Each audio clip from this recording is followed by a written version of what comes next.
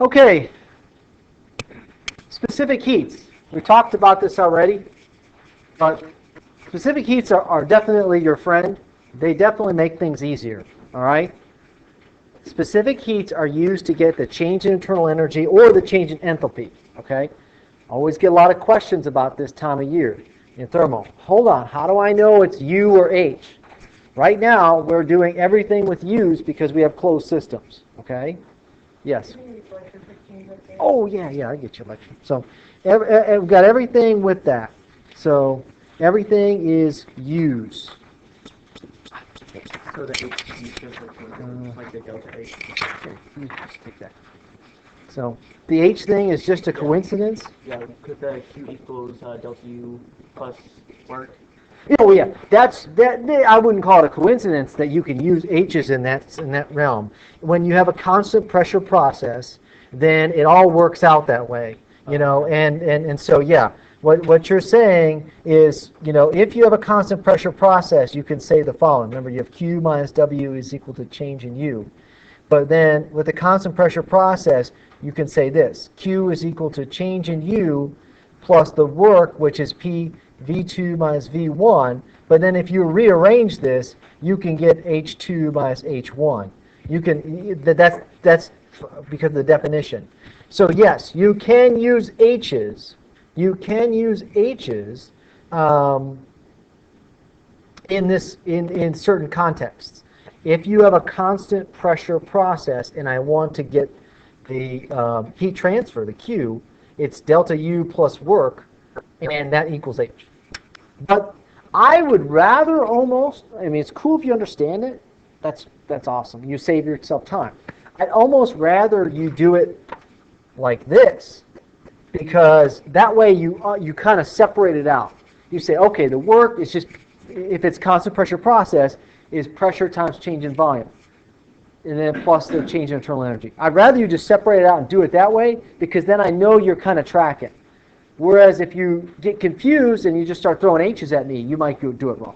Okay, that's the only thing. Now after this week, we're going to be almost always in H, because we're going to be doing a lot more control volumes than we will be closed systems. Okay, it's almost all going to be control volumes from here on out. There'll be a little bit of closed systems maybe, but pretty much control volumes. Okay, so we'll be doing a lot of H's. All right. One more thing I should mention. Don't do this on the exam. My morning section really screwed up on their quiz last week because they had a problem dealing with water and they started pulling out ideal gas. Okay? Do not do that. I think they all learned. Okay? I think they all learned. I'm hoping, I'm praying.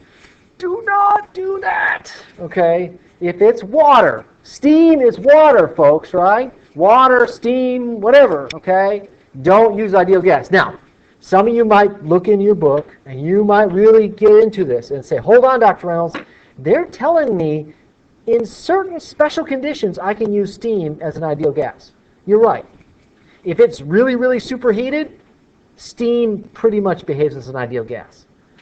My advice is let's just not go there, because if you start pulling out the ideal gas equation now with water and steam, you're liable to screw it up, okay? Unless you really understand when you can use ideal gas and when you can't, let's just never touch it. When it's water, steam, or any of its forms, no ideal gas. None whatsoever. We only use ideal gas for air and for other gases, okay? Nitrogen, you know, something like that. Helium, whatever. All right. I can't say that enough. I'm really hoping this Thursday nobody ever makes that mistake. Please, okay? Don't pull out ideal gas for water. Please. Make me very sad. Okay, all right. Specific heats are our friend. They can be used right now. We're going to use change in internal energy. We just need to remember a few rules. Okay, first off, specific heats cannot be directly applied during a phase change. Okay? It can't be directly applied during phase change. Here's why. Because let's look at the formulas for specific heat. In general, let me just skip to step 4. In general, the specific heat formula looks like this. If I want to get the change in internal energy, it's the specific heat times the change in temperature, right? That's it. That's why it makes it so easy. This is so easy. Okay? But here's the deal. Here's why we can't do this when we have a phase change. When you have a phase change, a lot of times, most of the time, you don't have a change in temperature.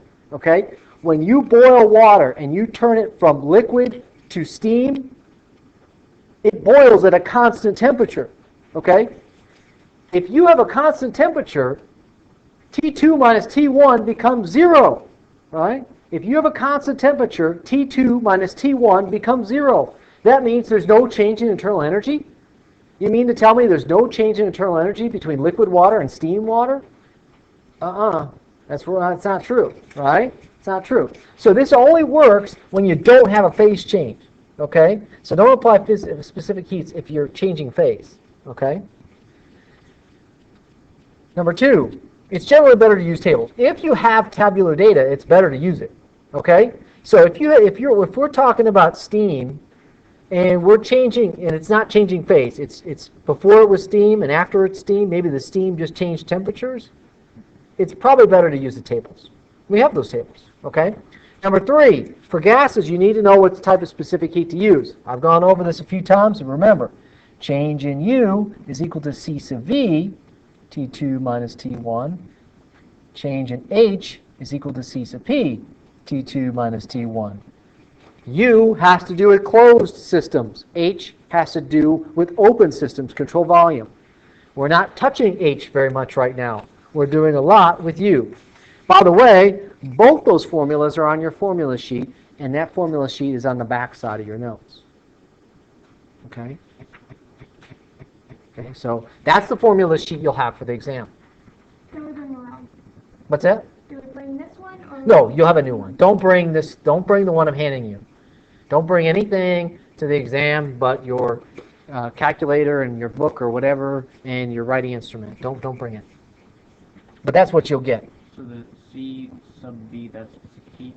They're both specific heats. C sub V and C sub P are both specific heats.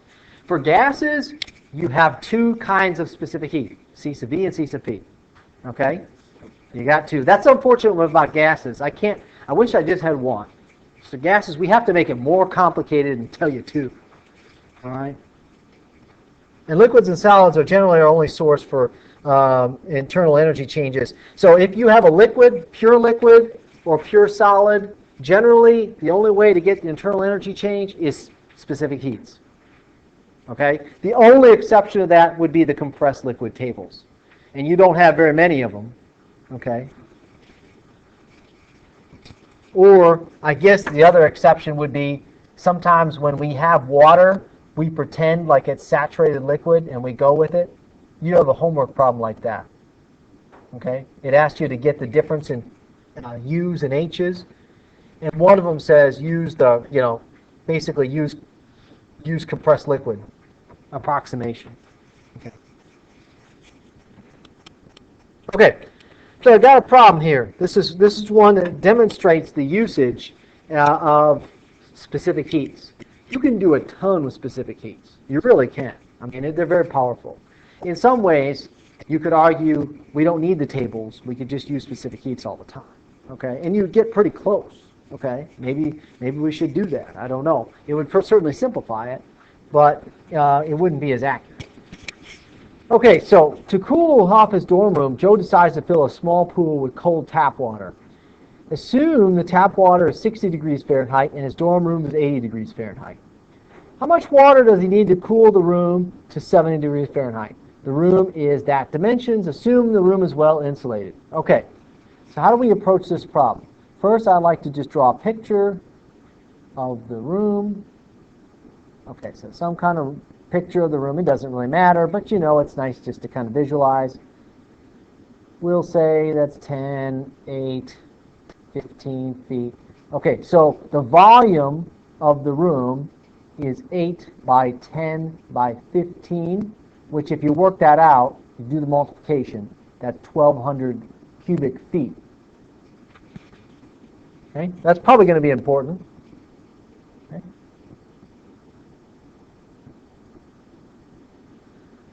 Just like all these problems, we apply the first law of thermodynamics. the first law of thermodynamics says Q minus W is equal to change in U. Okay? If you don't know what to do on Thursday, apply the first law of thermodynamics. Okay? Because I'll tell you that you'll need to do that. All right? If you're unsure, go, okay, let me write the first law of thermodynamics and see what I can do. By the way, I've already assumed kinetic and potential energies to be small.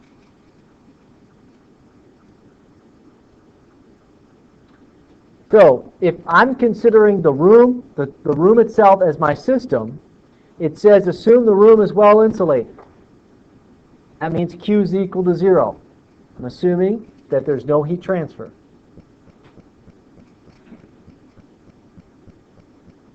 Now, if the room is well insulated, I don't think the room is going to change volume, is it? Also, I don't know about you, but I haven't seen too many rooms change volume. Right? The walls don't move or anything like that. And yeah. Yeah, it's not a Star Wars room or anything weird. It's just a regular old room. It probably doesn't change volume. And I don't see anything about electrical energy coming in or anything like that. Not like your homework. Your homework, you've got a fan in one of the problems. That's energy in. Okay? So there's really no work here. There's no work, right? There's no work. Okay? So this is a very simple problem. Very simple problem. Change in U is equal to 0. That's really what that's saying. The change in internal energy is equal to 0. But what that's really saying, if you think about it, is it's saying 0 is equal to the change in internal energy of the air plus the change in internal energy of the water. Okay?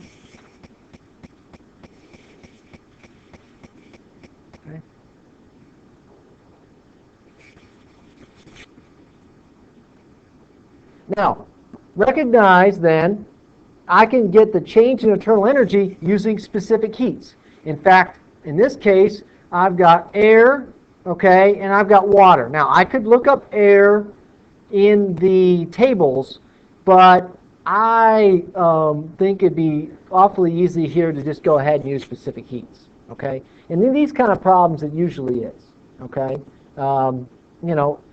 Specific heat's, pretty good for air, usually. You can get pretty close. So if you don't know what else to do, and you're stuck, and you need the change in internal energy of air, specific heat's probably be just fine, okay? If you can figure out a way to use a table, it's great, but if not, you'll be fine. So let's write this out. Now, one thing I want to mention here. When we write the formula I have there in green, change in U is equal to C times T2 minus T1, the units on that are kilojoules per kilogram, okay? That's the units there, okay? But if I'm going to really apply this, I have to multiply that by the mass, okay? So really what I've got to do is get the total energy change, okay? The total energy change between the air and the water. What happens is that you've got a hot room. This room is 80 degrees Fahrenheit, right? You're going to bring in water that's cooler, and the water that's cooler is going to warm up. But then when it warms up, it's going to cool the room, right? And both of them together are going to come to the same temperature, okay? They're going to have the same final temperature. Eventually, the water and the air inside the room are going to have the same final temperature, okay? So whenever you use this, change in U equals C times T2 minus T1, realize that that's kilojoules per kilogram, but I have to multiply by the mass of each one to actually get the change in internal energy, okay, as a total. All right? So here we go. So here's what we're saying. We're saying 0 is equal to, I'm going to just write this all out. The change in internal energy of the air is the mass of the air times the C sub V of the air, okay, times T2 minus T1, the beginning and final temperatures of the air, plus the change in internal energy of the water. The mass of the water times the C of the water, specific heat of the water, times T2 minus T1. Let me be clear, though. The T1, there for the air is really T1 air, and the T1 for the water is really T1 water. They're two different initial temperatures. Initially, the air temperature is 80 degrees Fahrenheit, right? And initially, the water temperature is 60 degrees Fahrenheit. I'm assuming, though, after enough time, the water has warmed, the air has cooled, and they meet at some point, right? I mean, if you take a pot of water, I don't care what temperature it is, and you leave it in a room for, a day or whatever, right? Eventually, the water and the air are going to be the same temperature, right? They're going to be, they're just, unless you have it heated or something, right? They're going to be the same temperature. So, 1.8, yeah, we're going to go with that. We're going to go with the specific heat of water as being constant over the process, and we don't know exactly what to use, but it's in your book. You'll have your book, so it's in your book. So yeah. Okay, so now let me fill in some numbers here. Let me go ahead and fill in numbers. Okay, first off, what's the mass of the air in the room? We'd have to find a specific volume. Whenever we see air, what's the one equation I want you to just always pop into your head? Yeah, ideal gas. So, is there a form of ideal gas we can use to solve for mass? Yes, there is, exactly. In fact, you have this PV equals mRT. If you manipulate this, you can say PV over RT is equal to M, right?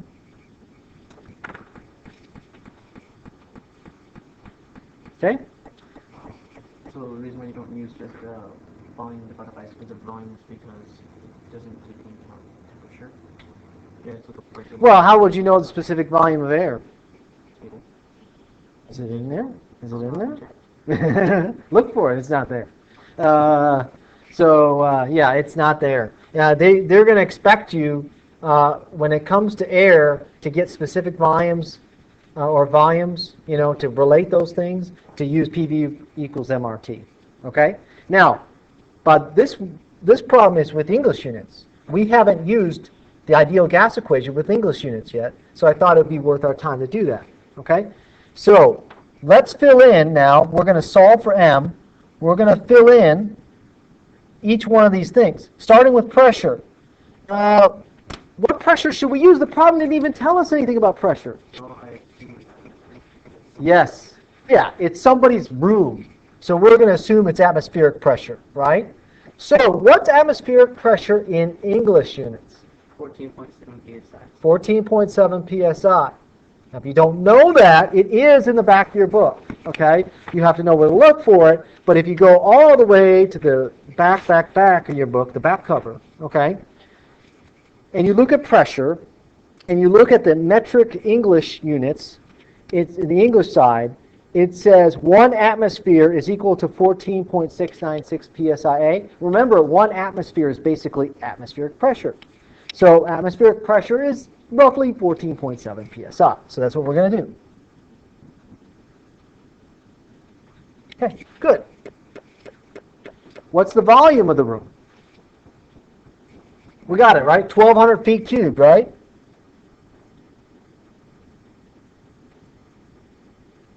Okay. What is R for air in English units? Well, I better get over to our tables, right? And this time I better go not to the first set of tables, but to the second set of tables, right, for English units. And I'm going to go to table A3E. No, not 3. No, sorry. Not there. Not there. Table A1E. Sorry, table A1E. Now, if you notice, if you go to table A1E in the back of your book, for air, they give you 2 different values of R.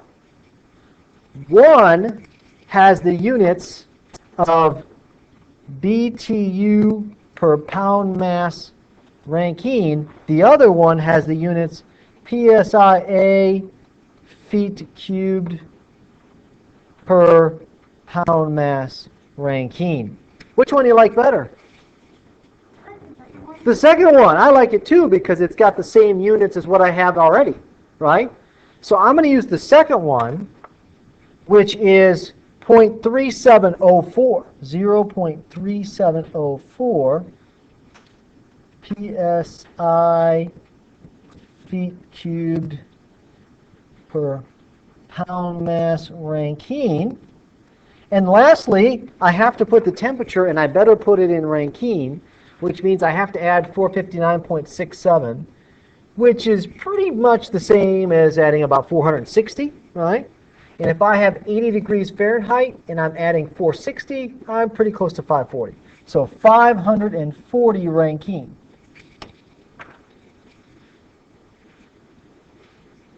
Now you'll notice lots of stuff cancels. PSIs cancels, feet cubes cancels, Rankine cancels, and your units are beautiful, just pound mass. Okay?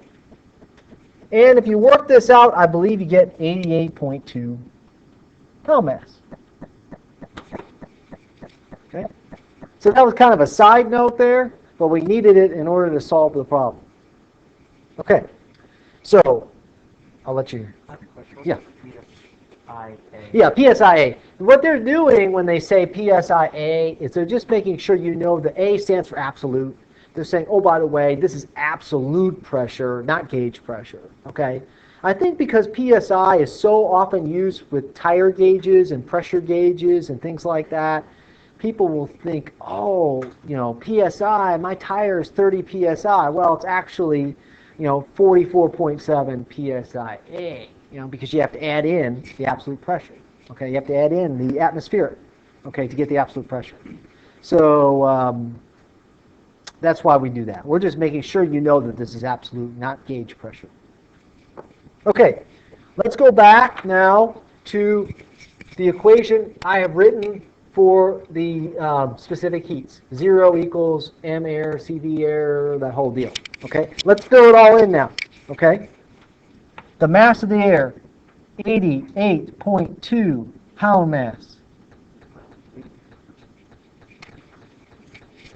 The specific heat of air. Okay, this is where you got to go to table A2E, and you got to look up the specific heat of air, C sub V. If you do that, you get about 0.172, I guess, BTU per pound mass Rankine. You could go with 171.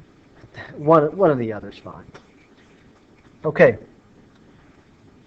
So we need to change, for the heaters, you want to change that to Rankine, don't we? Well, but it doesn't matter because it's a difference. That's the beautiful thing. Yeah. You can change them both to Rankines, but it's a difference between the two, and the difference between two numbers in Fahrenheit and Rankine is exactly the same. So we can be loose with our units. T2, what's the final temperature of the combination according to the problem? 70 degrees. So, and what's the initial temperature of the air? 80, right? So we can do 70 minus 80. Okay. So that's everything. Now we're going to add in the mass of the water. Well, we don't know what that is, so I'm going to leave that as unknown. Mass water, I don't know what it is. But I said the specific heat of water is roughly about 4.18. No, I can't do that. 4.18 kilojoules per kilogram, those are the wrong units. I have to use English units. So I go here to my thing, and I go, okay, where am I at? Water. That's table A3E. And I go water, because it's a liquid, and I want the specific heat of water. The good news is the specific heat of water is pretty much 1, okay? Because it's 1 BTU per pound mass Rankine. Pretty much exactly 1. So we'll go with 1. So this doesn't, it's just going to be 1 BTU per pound mass Rankine. Okay? And finally, this is pretty easy, the final temperature of the water minus the initial temperature of the water. The final temperature of the water is 70 degrees, because we assume they both get to 70. The initial temperature of the water coming in from the tap is, I was told, was 60 degrees Fahrenheit. Okay? So mathematically, this is pretty easy. we should be able to fairly quickly solve for the mass of the water.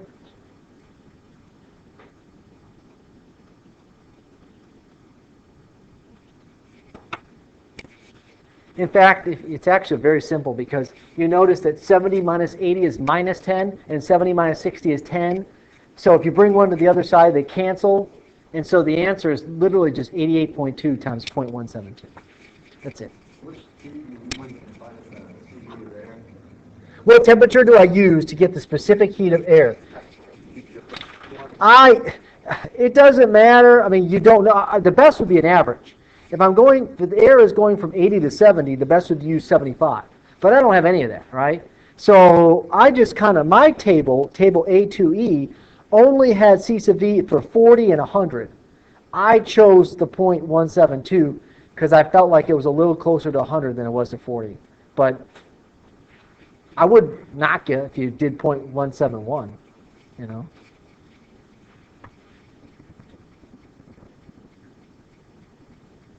What's the mass of the water? It's 88.2 times 0.172. 15.2 basically. 88.2 times what? 0.172. 15.2 pound mass. By the way, that's like 2 gallons of water. That's all it took. You wanted to take your room and cool it off, it only took 2 gallons of water. Now the problem with this is two things. One, it'd be very slow. Very, very slow. You know, Very shallow, wide. yeah, you probably want a very shallow, wide dish, pool, whatever, so that the water could heat up faster and that would cool the air faster. The other bigger issue, not that it's just slow, is the fact that we assumed your room was insulated, but how did it get to 80 degrees Fahrenheit in the first place? Probably because there was outside heat, or maybe your oven was on, or something like that, right? So there could be other factors that are generating heat inside the room. In fact, that's very likely. Light bulbs, computers generate heat, televisions generate heat, humans generate heat, right? Lots of things generate heat. So we have completely ignored all that too. So this isn't as realistic and easy as it sounds. You can just go get 2 cold gallons of water, cool off your room. So it's not as simple as you think. Okay. Hopes and dreams. Yeah. Yeah. I'm going to use water. That would make the rate go faster. We didn't talk about rate. We didn't talk about how long this is going to take. It's probably going to take a little while too. Yeah. I feel like a little heat, a little pump, and a fan. Yeah. If you really wanted to do it, you could take water and push it through and different things like that. And yeah. Is that like the first air conditioners where just like water was staying pretty much? Yeah. I mean, actually, if you do it right, if you do those misters, they're very effective air conditioners. Okay. Yeah.